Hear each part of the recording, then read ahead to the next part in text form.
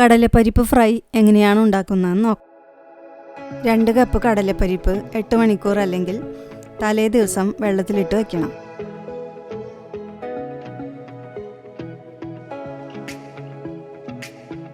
പിറ്റേ ദിവസം ഇത് കഴുകി സ്ട്രെയിൻ ചെയ്തെടുക്കണം. ഒരു ടവൽ വിരിച്ച് ഫാനിൻ്റെ അടിയിൽ 1 മണിക്കൂർ ഉണക്കാനിടണം.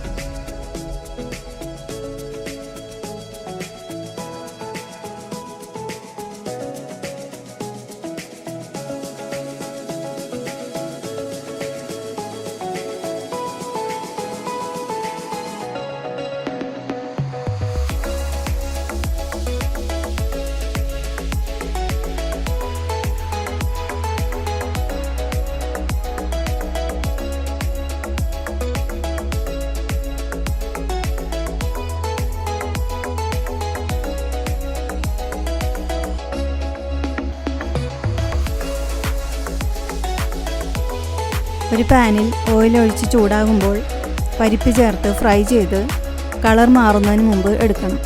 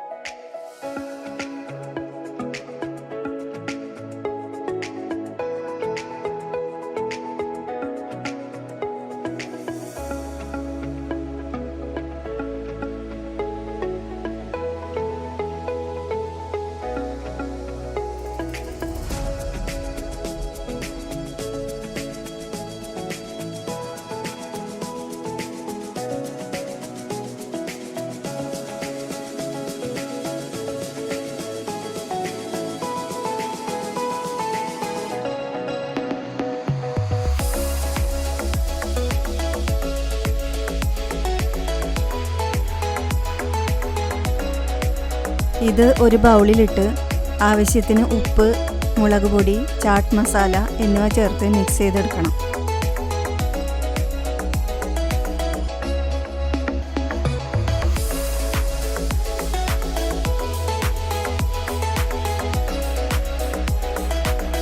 ഇത് ഒരു എയർ ടൈറ്റ് കണ്ടെയ്നറിലാക്കി വയ്ക്കാം.